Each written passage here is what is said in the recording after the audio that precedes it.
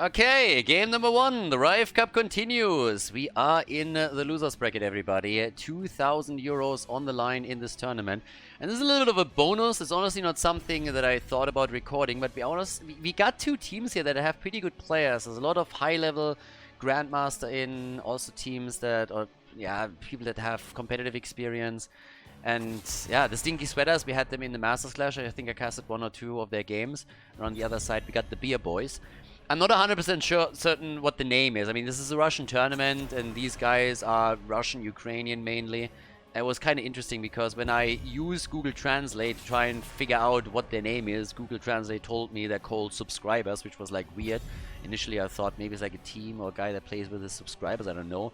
I was told later that it's more translates into beer drinkers, like, you know, guys that just like chill, hang out a little bit, have fun, and they like drink beer together. That was the idea of the team name and the team spirit. So I just renamed them into the Beer Boys. If you go for Cyrillic and you don't give me anything to work with, then you are at my mercy. And, well, that's what happened. But it doesn't really change the fact that a lot of these guys should ring a bell if you're playing on the European server. So let's see what is going on there. This is definitely a game, but I could see some cool things happen. So I decided that we would record this either way and would have a bit of a look. Yeah, Drake here already with the Sylvanas pick. I mean, again, we've seen this guys before. Sven is playing in here. They got Come On Bear on their side now too. All names that you should recognize if you follow the European scene. Now, obviously, we don't have players here that play on their highest level. And with highest level, I mean are part of the top 4 teams currently in Europe. But this is still pretty solid play. And we are, I think it's the 3rd round of the lower bracket. So we are already a little bit deeper into the tournament here. None of the big names have been dropped down yet. I think 30k, Chili Mountain, the Hardos and the Donuts are all still in the winner bracket of the tournament. But let's see how this is gonna go. For now, we got the Vikings again. And honestly, we see so much Vikings right now in Towers of Doom. It's kind of cool that we have that. And I'm pretty happy that I actually decided that we would cast this game too. Because even if it fails, Viking games are just fun. Like, I don't know. It's always kind of neat. So we got the Li Ming and Anna set up for the Beer Boys. And I just went for them to get Chen in, the real drinker over here. Granted, it's not really beer that he seems to be drinking, but yeah, he's always talking about ale, but maybe we could convert him at some point. German beer, of course. And yeah, there's the Duke of Bern. I gotta say one thing, by the way, right immediately. So if there's anybody from the US watching, IPA is not beer. Just so you guys know. IPA isn't beer. Like, back when I lived in California, people were always like, oh my god, you gotta drink this. IPA is just shit. It tastes fucking horrible. If you've ever had, like, proper German, Belgium, Polish beer, any of those countries, I mean, there's a lot of different... Czechia has some really nice ones too. If you had some of those beer and then you go back and you drink IPA, that is just horrific stuff. So yeah, IPA isn't beer. No matter what you guys claim. I'm not denying that there might be some small local breweries in the US that can brew a proper beer, but IPA is definitely not it. Blah. Anyways, the Beer Boys, they're definitely not drinking IPA. I can promise you that much. We got a Thrall, an Untroll on Varian. That's where I came in as a Thrall. So we got our Lockdown with a level 4 coming in with the Taunt, and then Li Ming and Anna are going to try to take aim. The burst damage is definitely there. By the way, for everybody that thinks like, oh my god, they picked Vikings into Li Ming, that's horrible. That's not really true. You just need to play with a bit of a brain, and then it works. Now, obviously, Li Ming has, in theory, the potential to get the resets on the Vikings, but especially after level 16, when you have the Largen in charge, Vikings can actually start to hunt Li Ming. So, that's pretty rough. Now, again, you need to be a bit careful on how you play the Vikings. If you're a little bit of a pleb on them, then Li Ming can definitely have some fun during the team fights. But in a normal setup, the Vikings don't have a problem being played against Li Ming, just in case we have somebody here that doesn't really know that there. So, we got Kerrigan in, and we have also Zarya. So, Zarya, Varian, Zul, plus a Li Ming in the back. Cool setup for game number one. Could be an interesting one. Again, Heroes of the Storm tournament hosted by Rive Esports. They are a Russian organization, 2,000 euros on the line. Let's go straight for game number 1. Stinky Sweaters against the Beer Drinkers. Let's go. The blue team with Drake on our first map in this Heroes of the Storm series. With Sylvanas, we got Herath on Kerrigan, Dark Dorita on Brightwing, Sven playing the Lost Vikings over here. And Camembert on Nubarak. On the right side of the map, LOL Pro is playing Zarya. We currently got My Try on Li Ming. We currently have Antral on Varian, Renella on Ana, and Krieg on Zul. So, it's time to party! And let's check this one out. I'm already happy that the Vikings are getting played, so that is the first big win right here. And then again, on the other side, the setup is also not too shabby. When we have a Varian composition, is always kind of fun because we have a lot of kills coming in, or at least kill attempts. And we'll see if they can actually get those in or not. So, 1 kill. Who's opening it up? Who's taking the first one? Zarya with Feel the Heat on level 1. The combo misses, but they get the Anubarak stun at least. There's a lot of CC, of course. You want to engage with the Anubarak and then follow up with the Karrigan just after that. All the way up at the top. Krieg is sitting tight already, and he's going to make the rotation happen as much as he can. I guess the Vikings are going to attempt to slow him down if possible. Eventually lead up to a bit of an experience lead. But the 4-man is pretty strong right now also for the beer drinkers over here. So I'm not quite sure if they're really sitting back and chillaxing here, or if they get a shot of vodka every single time that they get a kill. Could be a bit of a deadly game if you're playing with a Varian combo. But hey, no risk, no reward, right? So if the games get consecutively worse as the series continues, then we know exactly why that is. The level 1 talent, by the way, for Karrigan at least. We got the Assimilation Mastery from her.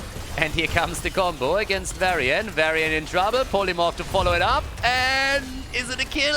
Varian! Haha, Dracula wants it! Jumps on the wave, and Ana keeps Varian alive. Renella able to make sure that the main tank doesn't die here. And again, LOL Pro gets attacked, gotta be careful. The Karrigan combo didn't quite hit him, or that could have been another big problem. And all with that, let's have a little bit of a look here. 4 against 3, off we go. And there with the level 1, we get the magic spit already. Yeah, the quick jump onto the lane, and they're starting to go straight for it. Down goes Zarya, first kill, and they are getting some momentum. So yeah, this is starting off well. But again, now we have the level 4 talent for Varian, so now the taunt is in play, that's a different story. The taunt is in, and that's actually what saved My Try here on his Li Ming, so that was pretty good. And honestly, without Varian's taunt, she would have been dead. It was a really nice engagement. This entire approach was awesome because they just exploded and came straight in with all the aggression, using Sylvanas to break through the walls, taking the towers down. Triple altar phase is now popping up, and I like the aggression that we're seeing from the blue team here for sure. So down to the bottom, that's going to be where we have one of the teams top left. Vikings are already getting ready in position, but it's going to be the fight over the bottom of the map. That's the most important one. So, the aggression in the game, pretty much from both sides here. I like the 4-man setup with the Nubarak and Karrigan that we have, but also the red team has now the chance to get the CC connected, thanks to the taunt. Well, let's set this up. Camembert gets attacked, okay. Antral. Yeah, still looking for a target. The Vikings are trying to, by the way, also control the top. So we have Vikings on both lanes now, forcing Zul's hand a little bit. And as soon as he moves away from the shrine, he gets channeled immediately. So that's a really uncomfortable situation for Zul. You can watch it on the minimap happen live as we have the big team fight at the bottom of the map instead. Camembert and LOL Pro and Zarya are both low. Zarya goes down first. The blue team getting the kill in, and they're looking for more as they're getting the combo connected with Varian. And that is Karrigan down. Overstepped a little bit there and got crushed. And they get the top right. Sven catches it. Zul had to move onto the lane so that they didn't lose out on experience. And guys, they have the potential to go for the 40-0. They got all 3 bell towers.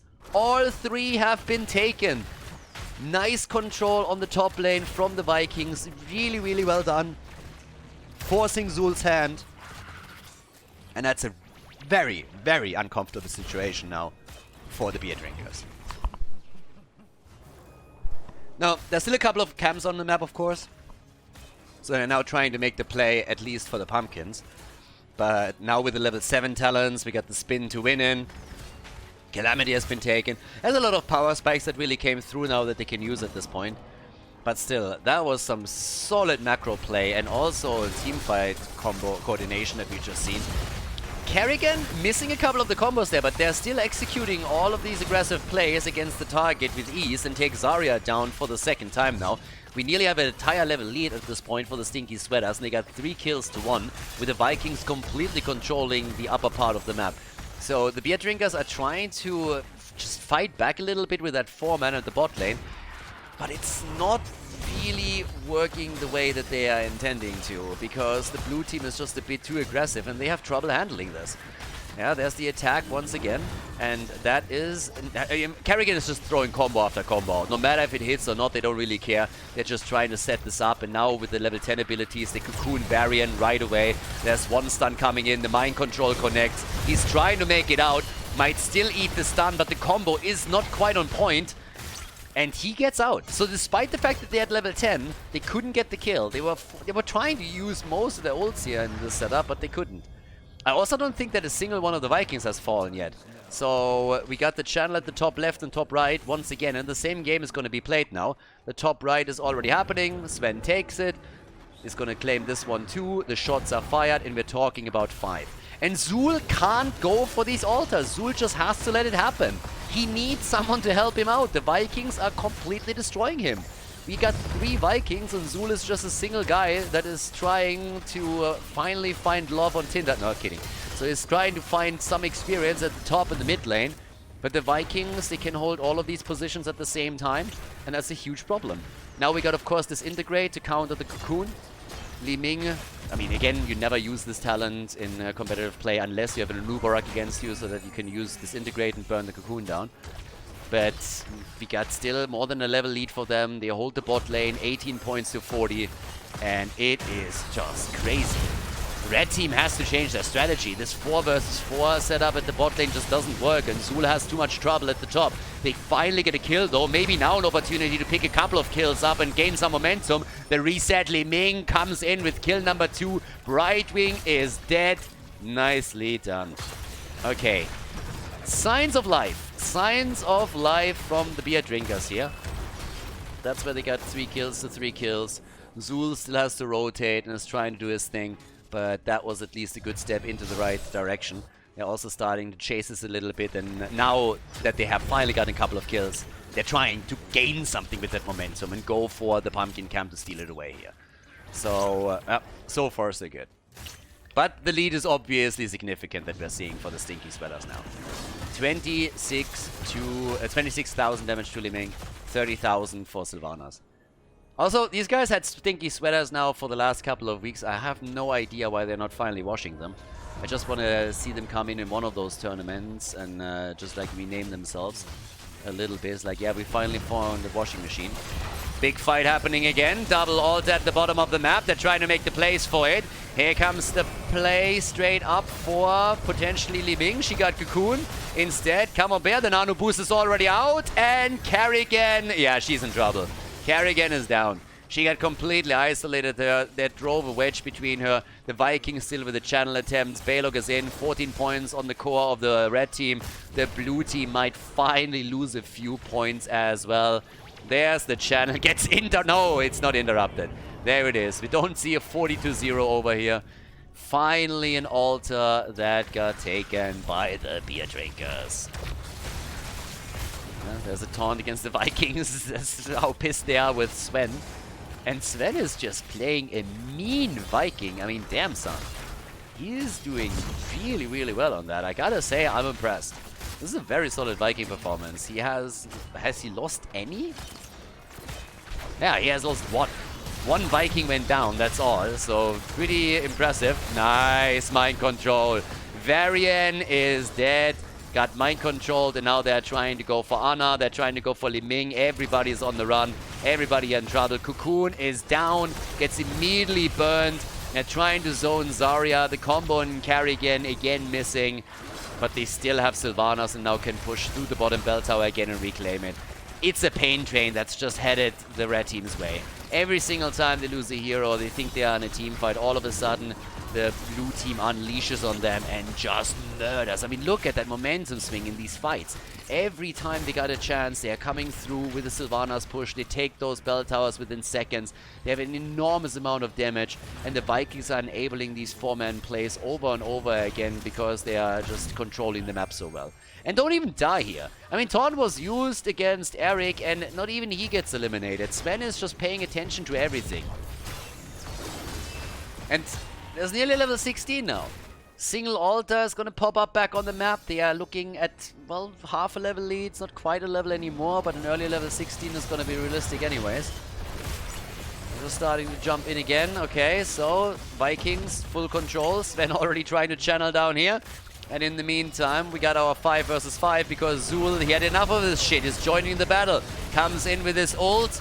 Channel on Sven's side, barely missing out, and he realizes it and rushes away once again, but Anubarak is finally down. Beetle gets control, there's the 16, the Vikings come in, and the first thing that happens is they kill Zul. They kill Zul, Kerrigan, she lands the combo, but Varian is still alive. This isn't quite over yet though. We still got a 4 versus 4 if you include the Vikings, and given the playstyle, we definitely should. Kerrigan looking for another combo. Oh, Varian! Oh, protected by the way. They're trying to get the kill, but Anna Renilla is just popping off on the heels here. But they get channeled again. Bell Tower at least got taken back. Another play for the front line. The channel completed, 4 shots fired, down to 10 now, the mind control, and finally they get the kill against Varian. It took them long enough, but they're able to pull it off. This time the combo hits Li Ming, she still gets out.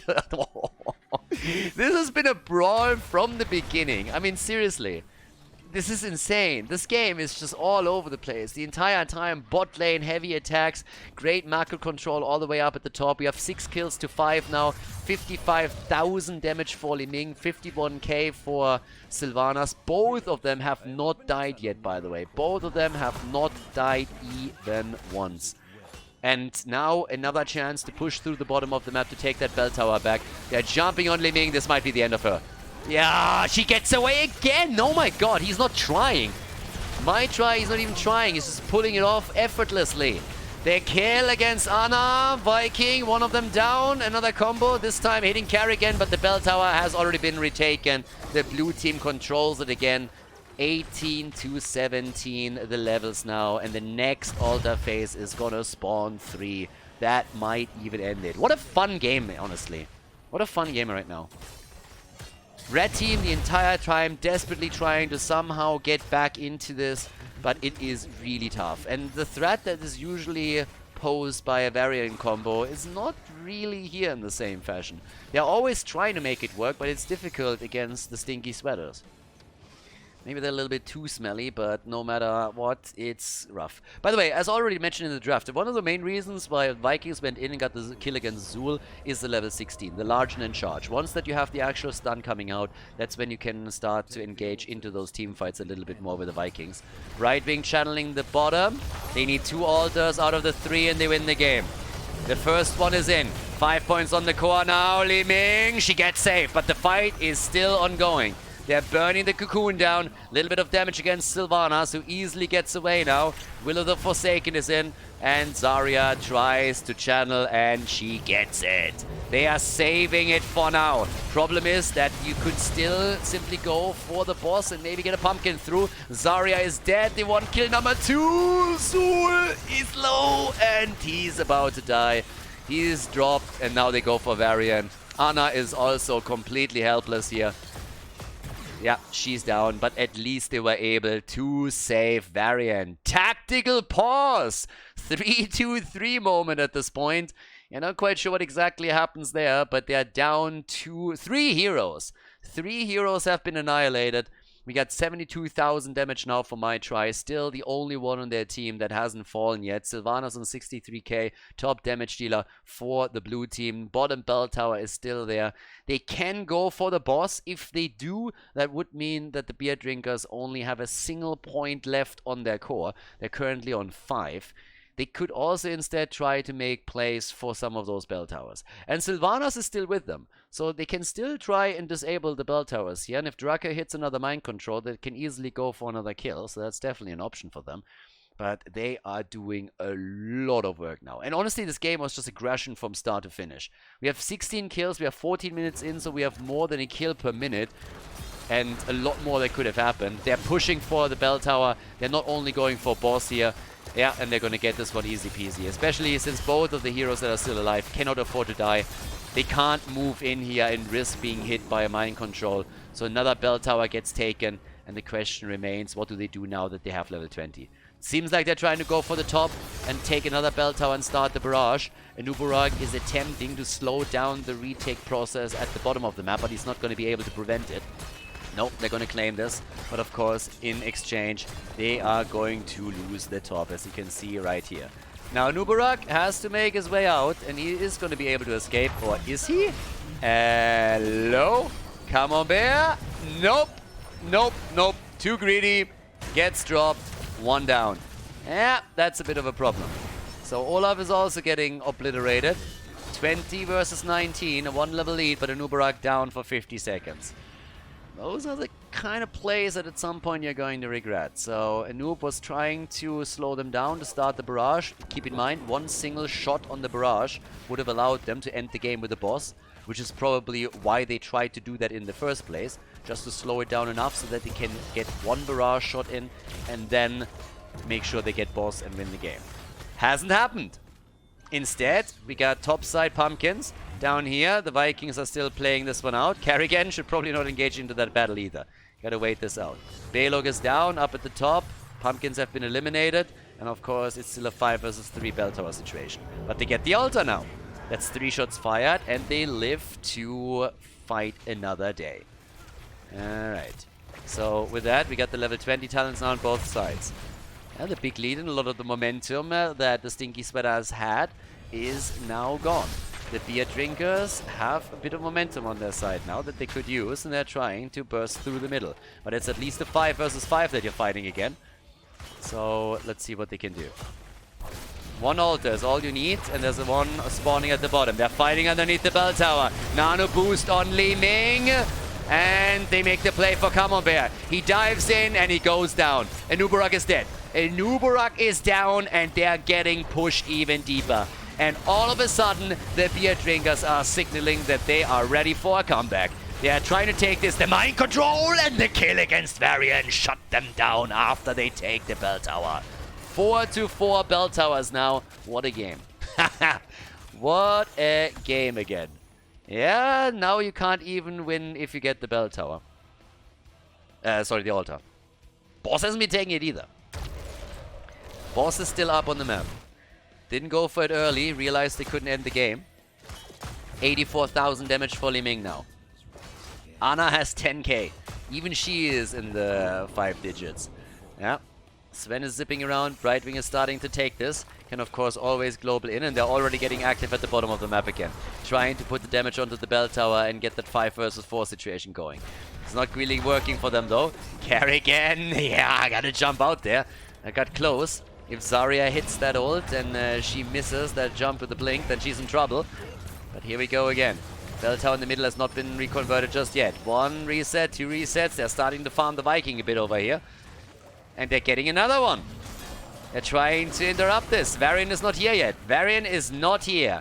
So the Vikings coming on with the ult once again. They're trying to take control here. It's 3 bell towers against 5 though. But in the middle, the bell tower could be taken any second now by the minion wave. The next minion wave could take it. Down here, Zul with a big ult, connecting a lot of damage. Nano boost on Li Ming. She's trying to follow up, and they get the kill against Kerrigan. Kerrigan is down. Kerrigan can't carry again as she gets crushed. Quick interrupt. They're diving on Li Ming. My try is fucking them up 6 days to Sunday. Seriously. Like, that guy is popping off in this game. He's at 95,000 damage, hasn't died yet, and is just murdering the entire time here. Another Viking down. Bell tower in the middle has been reconverted by the minion wave. It's 4 shots to 4, and they have the double channel, and they're gonna get it. Top side, that's another problem. This is under pressure, but the shots connect, bam. And now we're 23-5. They are slowly but steadily starting to get back into this game.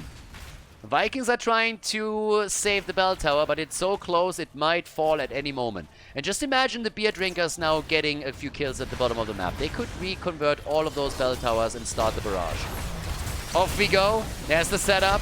Dracula gets attacked. Barely makes it out. They got the cocoon out against Liming, of course, but they are losing the bell tower. And Zul is in the middle, trying to get another one for them. They could get all of them, but they need to stay alive. And they might lose some here. Stun is out. Taunt attempt at the setup. The mind control once again against Varian. And he's down. Varian is dead again. 105,000 damage now for Liming. She's crushing, but all of the bell towers are still in the hands of the Stinky Sweaters. They got the Varian kill, and despite the fact that all of the bell towers are low, the beer drinkers couldn't get a single one yet.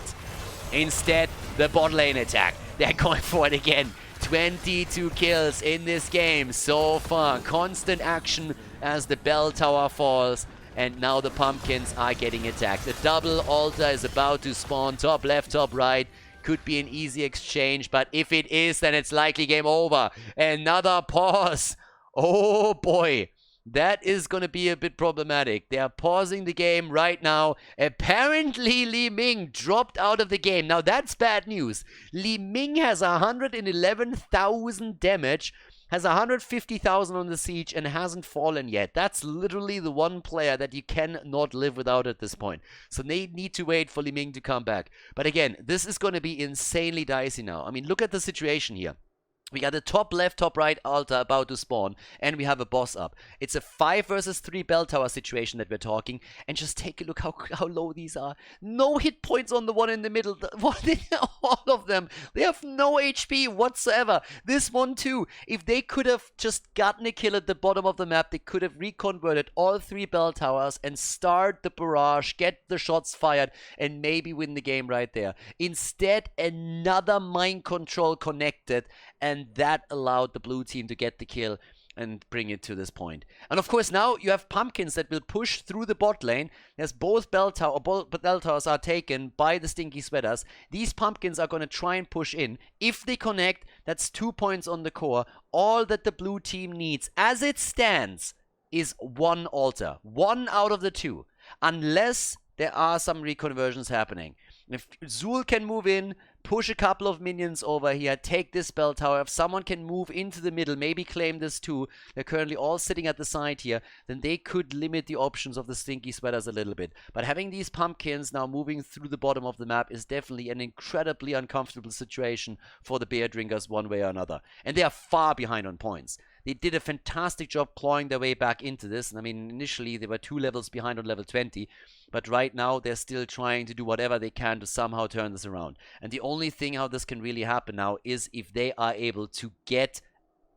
I mean, they need... I don't want to say team wipe, but they need to at least take a couple of kills. 1 is not going to be enough. They need multiple kills and then momentum. They still got a chance. Take the bell towers. They could... I mean, technically, I'm not going to lie. If they win a team fight and you think about it, they could honestly win the game here.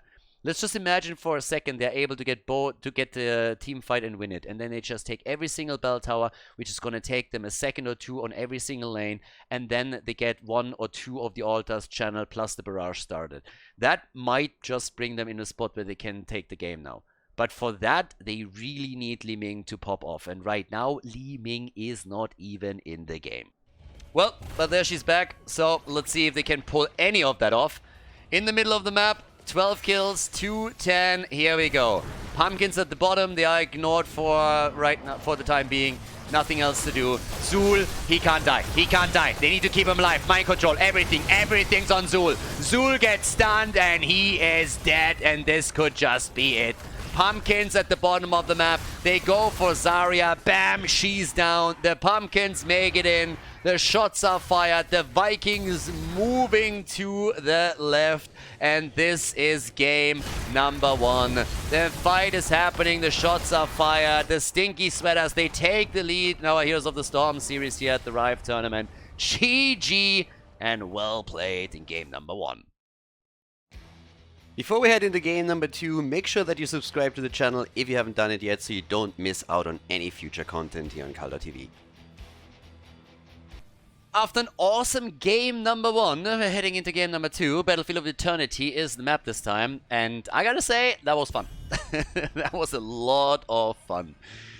Towards the end, it felt for a long time as if the Beer Boys might have a chance to come back and take it. But, well, as you see, now the Stinky Sweaters in the lead. Was a real fun first game. Now in Battlefield of Eternity, they already brawled it out in game number 1, and now we're heading onto a map where you only have 2 lanes and a lot of action and fights happening in the middle of it. So, if the last game was already aggressive, I can only imagine what they're going to do over here. So, this could be kind of fun too. So, let's see what we're going to get. For now, it's a ban on Medivh. Doesn't come as a shocker. Chromie gets banned. I would assume we could see Uther getting banned out again. He's usually one of the favorite bans. There it is. And then when it comes to the next one, this is always a little bit up in the air. What else you're going to ban out? There's really a lot of options of what you can get away with and what you could play here. I mean, in support terms, we have Stukov oftentimes banned because he can set up so many deadly combos with the Nubarak or variant Stukov. There's a lot of damage dealers that still get banned here. Sometimes you see even frontliners getting targeted. So Battlefield of Eternity makes this entire thing a little bit more special. Even Sonya gets banned every now and then. So there's a lot that happens there. It's Diablo. So they're playing Diablo this time, or banning him out.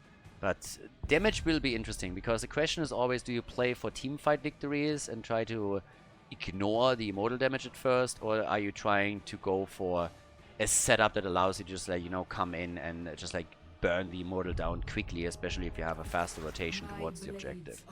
Now Sven, after playing a fantastic Vikings game, is now playing Sonya, which is pretty much his normal one. So, yeah. I mean, he was the old school Sonya, the one-trick pony, where everybody just said, like, can he play anything else? And he has enlarged his hero pool quite a bit. But thankfully for him, Sonya is now also a very, very good part, a very stable part of the meta, and a very good pick. So he can play that. We got Li Ming and Brightwing. Yeah, might try again on Li Ming. And boy, he's been wrecking it on the last map. I mean, seriously. That was some enormous damage that he had there. What was it towards the end? 120,000, 115,000, something along those lines. Like, boy was crushing it. Now we got Hanzo in, so there's the immortal damage already coming through, and together with that we get a Nubarak. Might be a Stukov ban, honestly. Yeah, if they would have, instead of Hanzo, picked Stukov right away, they would have a pretty deadly combo. But apparently they are valuing the Hanzo damage on the immortal and also the potential follow-up with an arrow too much. It's a lot of CC that they have, especially if Sonya decides to go leap. It depends a bit on the rest of the setup, but as we've seen in the previous games, that's always an option. And there's the Stukov ban. Makes perfect sense. With that setup, you don't want to go up against Stukov as a support. That's just too much of a combo. It's too dirty. So, yeah, ban against the other team though. What are we going to get from them? I mean, to be quite fair, they could play Varian again if they really wanted to.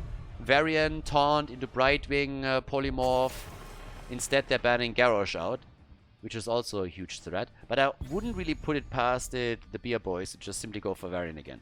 That Taunt combo is insanely dirty, and you can do so much damage together with that, so that would be nice. So let's find out what they can do here. They played a really good first game too. I mean, again, at times they were a bit in trouble, and in one or two of the fights they fell apart a bit. But generally speaking, they had some insane coordination in the team fights. We get an ETC pick. Haven't seen him in a while on Battlefield. Still fantastic here, of course. Can control the position of a lot of the guys very, very nicely, and try to also stun someone into the immortal stun or push them into the immortal stun. Malthael gets picked together with that. I'm still a little bit afraid for them, I gotta say. Despite the fact on how well they performed in a lot of the team fights in game number 1, I really like what the Stinky Sweaters are currently drafting. There's a lot of potential stuns after level 10 in particular. Tyrande and Genji. Alright, now I'm torn on the Tyrande. I've seen a lot of Tyrande plays in the last couple of weeks, and it was always garbage, and it never really worked out. This is a combo, if you can get ahead with this, and you can gain the momentum, you got a chance there. But I don't know why you would force Tyrande there. I think you got a lot of other picks that would have made this a much more stable composition and much more easy to play. Now that they lock this in, the theory behind it is of course solid, but Tyrande in most of the games where she has played just sucked ass. So now we're going to find out if she maybe can coordinate with the rest of the team well enough that they get the kills. But we'll find out. Cassia gets taken on the other side.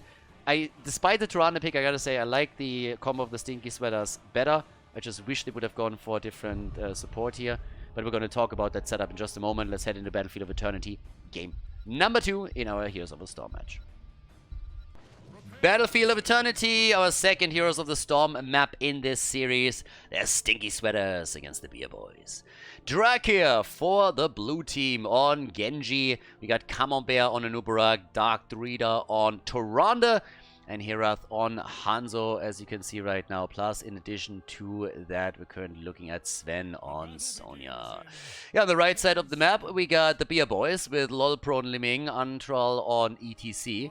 We currently got Maitri once. Oh, he's playing Cassia. Oh, they switched it around. Okay, so Maitri and Cassia with the stacks. Renella on Brightwing, and Krugik is playing Malthael. Alright, that changes things a little bit on the damage output for them. It's going to be kind of cool to see a different hero now played by Maitri after he absolutely murdered on Liming on the last game. I still gotta say I like the composition of the blue team a little bit better, and they definitely with good coordination can win this here, but I personally feel that even if they do, they win the game despite Tyrande and not because of it. I don't consider her a great pick right now in most situations. This is of course what she's trying to do. It's the old school setup, so pretty much what the whole thought process behind this is the same what you did back in the days with Murden Tyrande or ETC Tyrande. You provide an initial stun, Tyrande applies the Hunter's Mark, and then connects the second stun, and you just dish damage in and take her down. And normally on Battlefield of Eternity, she's always been a little bit stronger, because the Hunter's Mark also applies to the Immortal. We had Tyrande as a first pick, first ban for ages, in the times of HGC and even after. Well, a lot of times the Tyrande just like reigns supreme. And you can make this happen, and this is exactly as I said in the draft. If you control the kills at the beginning, you can win this game. And I like the combo a lot. But Tyrande is also a little bit of a reliability. Apparently Dark Druida is very much Tyrande main. Not quite one-trick pony style here, but really solid on this. But she is a liability. She doesn't really have an escape in these fights. She's a bit swishy on the hit point pool. And if you start falling behind, then you are in trouble. If you control the game from the beginning properly and you are able to get the kills in and you start to take the lead, then you're in a great spot.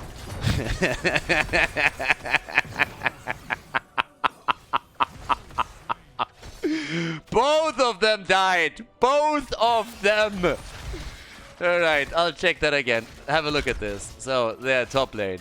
It's a gank! Zip!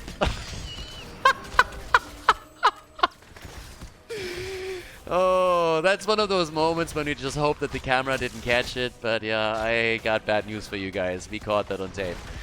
Yeah, so either way.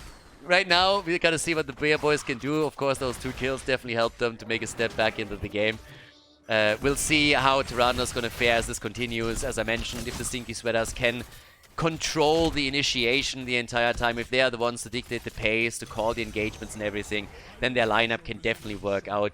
For what she wants to supply to the team composition, Tyrande she'll find. The problem is just how it's gonna work out if there's pressure applied. But of course, if you get kills like this continuously, then it doesn't really matter. If Tyrande's never pressured, then she can do whatever she wants here. Either way, 3 kills to 2 now. Objective is gonna pop up. There was a bit of a failed attempt by the Beer Boys to invade the Shaman camp on the left side that, as you could see, backfired too. Now they're taking their own, but it also means that you get a free halftime show. And that's where the Hunter's Mark reigns supreme once again. So yeah, halftime show has easily been taken. 13 stacks now also for Cassia, but now that we have the swap on the 2 Immortals, you can burn this one down pretty quickly. And of course Hanzo is working a lot on that, and then you also got Tyrande jumping in on it. So yeah, as long as she can do whatever she wants, she's fine. But right now, that's an easy one. That's a 50% shield you got on the Immortal. There's some solid advantages in the early game for the Stinky Sweaters. So yeah, that's a pretty decent one. Sonya is the one dealing with the top lane right now, so Sven has to make sure that this Shaman camp is not going to do too much damage at the bottom of the map. We've got Speed Metal, by the way, in for ETC. They're now starting to make their play through the bot lane.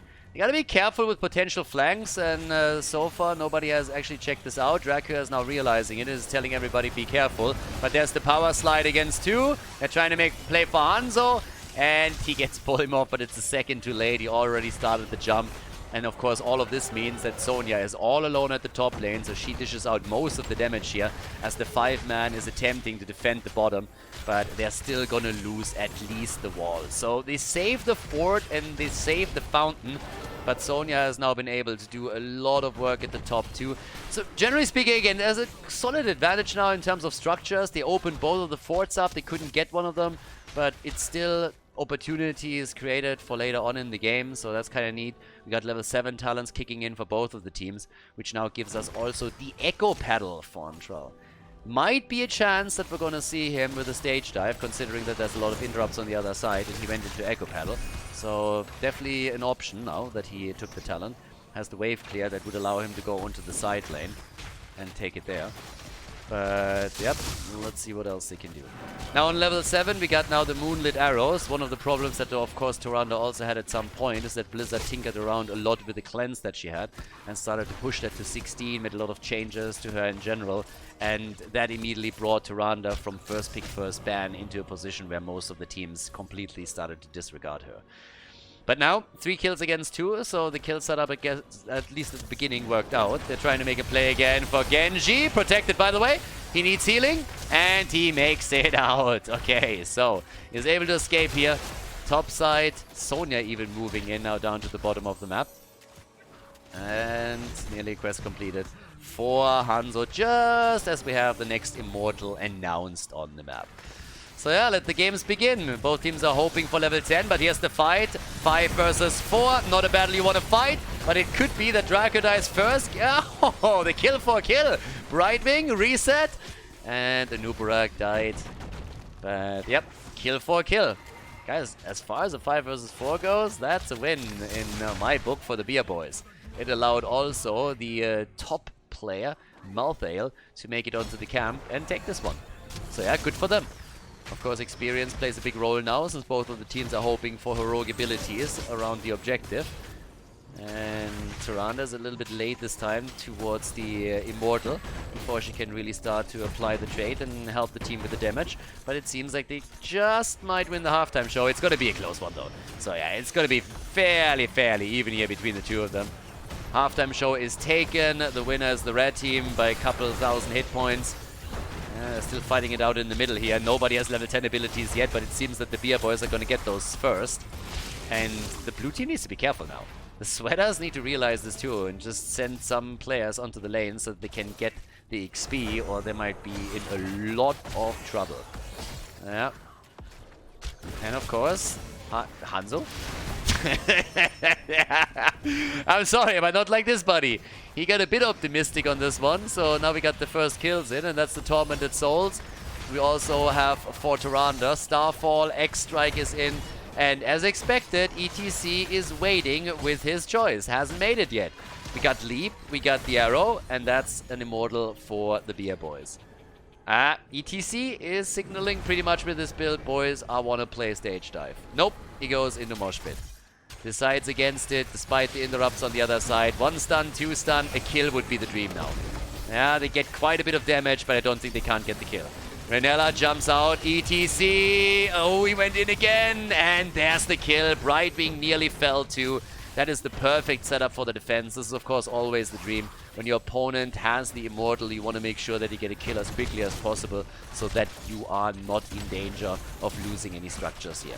By the way, talking about structures, Malthael is still sitting at the top, starting to take the fort down. So Sonya is rotating over, but they defend against the Immortal at the bottom of the map.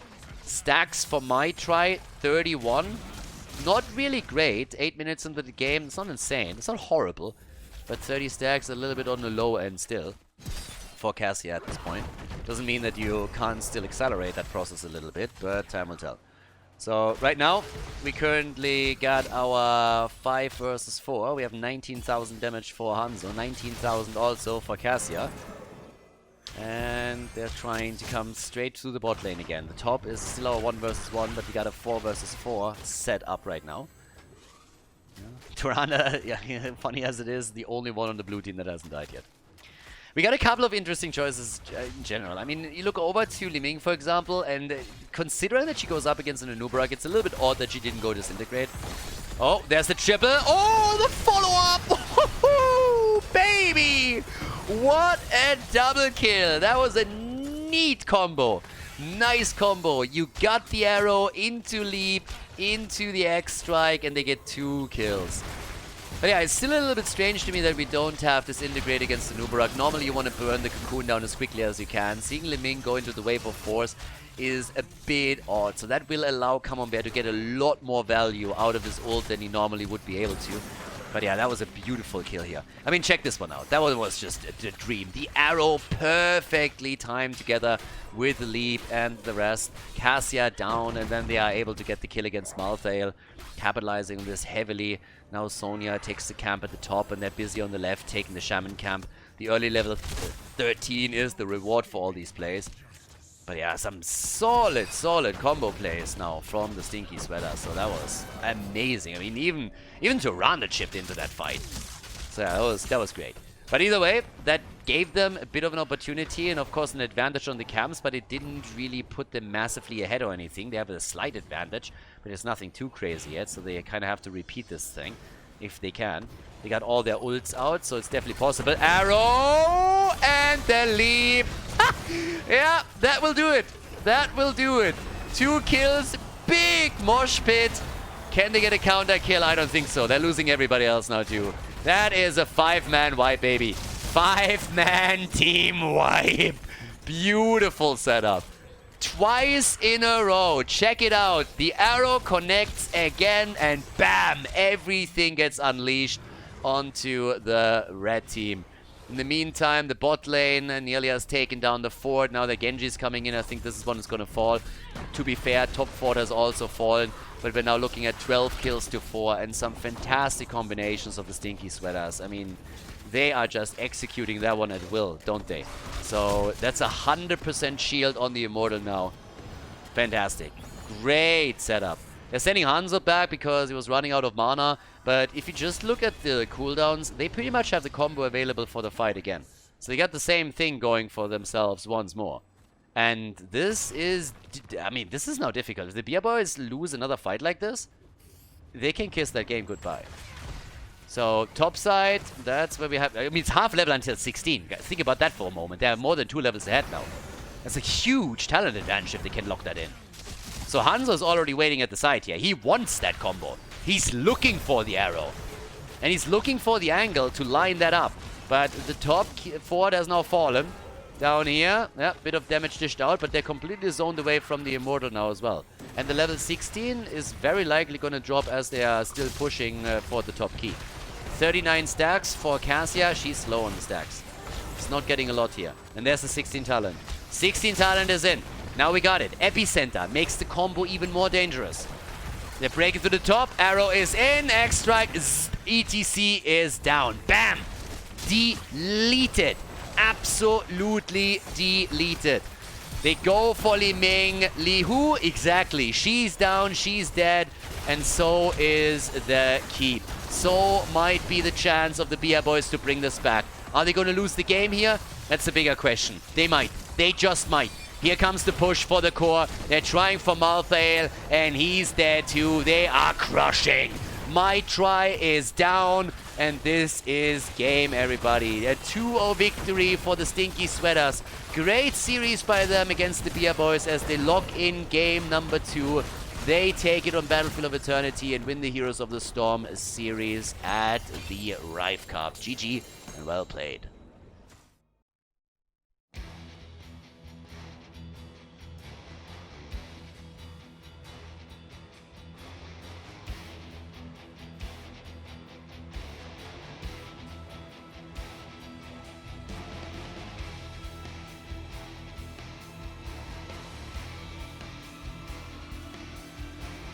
Thank you everybody for watching the video today. I hope that you enjoyed the show and the commentary.